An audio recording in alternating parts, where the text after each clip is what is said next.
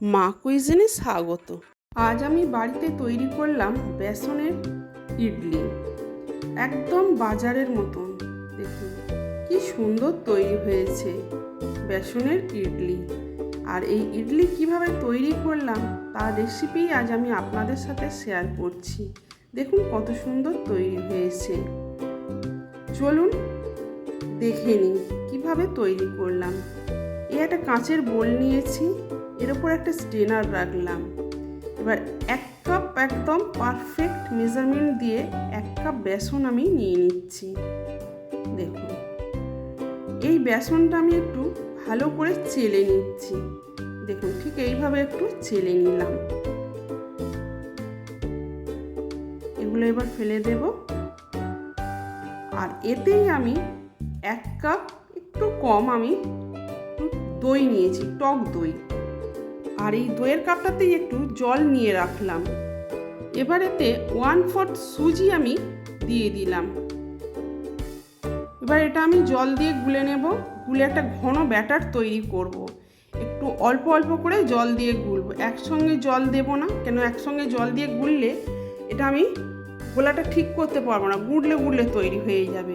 এই জন্য অল্প অল্প করে জল দিয়েই এই গোলাটা তৈরি করতে হবে।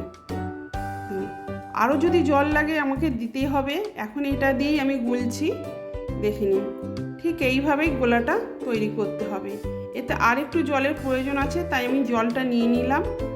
এবারও আমি একটু অল্প অল্প করে জল দিয়ে এই গোলাটা তৈরি করছি। দেখুন আর ভালো করে এই গোলাটাকে ফাটাতে হবে। দেখুন গোলাটা ঠিক এই রকম থিকনেসের তৈরি হবে। এবার এতে আমি 1/2 চামচ নুন দিলাম আর 3 চামচ চিনি দিচ্ছি।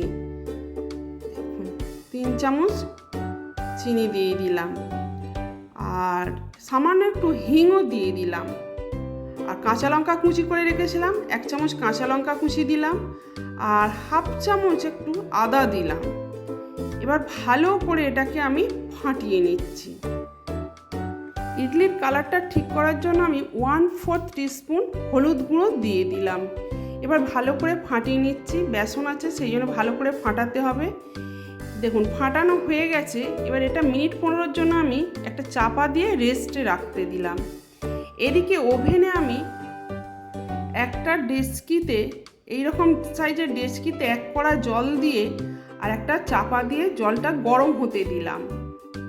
দেখুন বন্ধুরা, ইডলি তৈরির জন্য আমি 4 থাকের মোল্ড নিয়েছি, ইডলির মোল্ড। এই মোল্ডটা এখন আমি একটু অয়েল ব্রাশ করে নেব। একটু অয়েল ব্রাশ করে নিলে পরে ইডলিগুলো ভালো উঠবে। দেখুন ঠিক এইভাবে আমি মোল্ডটা অয়েল ব্রাশ করে নিলাম। এদিকে ব্যাটারটাও পুরো তৈরি হয়ে গেছে, আর একটু আমি ফাটিয়ে নিচ্ছি। দেখুন এখানে আমি ইনো নিয়েছি, এই ইনোর প্যাকেটটা পুরোটাই দিয়ে দিলাম। 1 কাপ বেসনের জন্য একটা পুরো ইনোর প্যাকেটই ঠিক আছে, মেজারমেন্ট ঠিকই আছে। এই ইনোটা দিয়ে ভালো করে ফাটিয়ে নিলাম। এবার এই 2 চামচ করে আমি এই ব্যাটারটা এইরকমভাবে ঠিক দিয়ে দেবো মোল্ডে। এই মোল্ডে বেশি ব্যাটার দেওয়া যাবে না, কারণ যখন ফুলবে ফোলার জায়গাটা তাকে দিতে হবে। বেশি দিলে পরে ফুলতে পারবে না, সেই জন্য মেজারমেন্ট ঠিক করেই ব্যাটারটা দিতে হবে। এই 2 চামচই ঠিক আছে। এইভাবেই আমি প্রতিটা মোল্ডে ওই 2 চামচ করে ব্যাটার দিয়ে পুরো মোল্ড তৈরি করে নিলাম। দেখুন পুরো মোল্ড আমি জয়েন করে নিয়েছি। এবার এদিকে জলটাও গরম হয়ে গেছে। এবার পুরো স্ট্যান্ড ধরে, ইডলির স্ট্যান্ডটা ধরে আর ঠিক এইভাবে জলের উপর বসিয়ে দিতে হবে। আর তার উপর একটা চাপাটাও দিয়ে দিলাম। মিনিট 15-এর জন্য ঠিক এই রকমভাবেই লো ফ্লেমে বসিয়ে রাখলাম। দেখুন এবার এদিকে আমি 1/2 মালা নারকেল নিয়েছি, এটা একটু সামান্য কুড়ে নিলাম। দেখুন এই এতটা আমি কুড়ে নিয়েছি। আর এতে আমি 4 পিস কাঁচা লঙ্কা নিয়েছি আর কিছুটা কারি পাতা নিয়েছি। কারি পাতা আর কাঁচা লঙ্কাগুলো একটু আমি চিড়ে দিচ্ছি। এবার এদিকে দেখুন 15 মিনিট পরে দেখুন ইডলিগুলো ভালোই ফুলে গেছে। এবার এটা একটু চেক করে নেব ছুরি দিয়ে। দেখুন ইডলিগুলো পুরো তৈরি হয়ে গেছে। এটা এবার আমি নামিয়ে নেব। এখন চাপা দিয়ে আমি মিনিট 5-এর জন্য এরকমভাবে রেখে দিচ্ছি।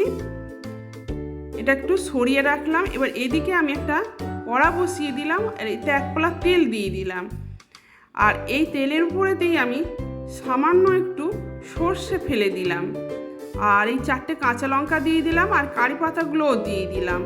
এতে আমি সামান্য একটু হিং দিয়ে দিচ্ছি, আর এতেই আমি 3 চামচ চিনি দিয়েছি। ব্যাটারটা গোলার সময় 3 চামচ চিনি দিলাম, আর এই জল তৈরি করার জন্য 3 চামচ চিনি আর সামান্য একটু নুন দিয়েছি, আর একটু আদা দিলাম।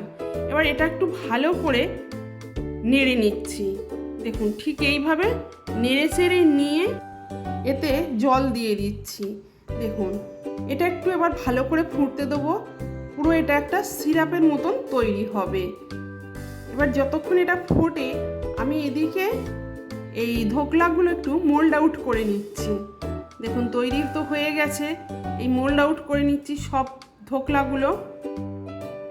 দেখুন এবার এই একটা প্লেটে এরকম করে বার করে নিয়ে আর একটা ছুরির ডগা দিয়ে একটু দেখুন ঠিক এইভাবে একটু ঘুরিয়ে দিলেই ধোকলাগুলো খুব সহজে উঠে আসছে।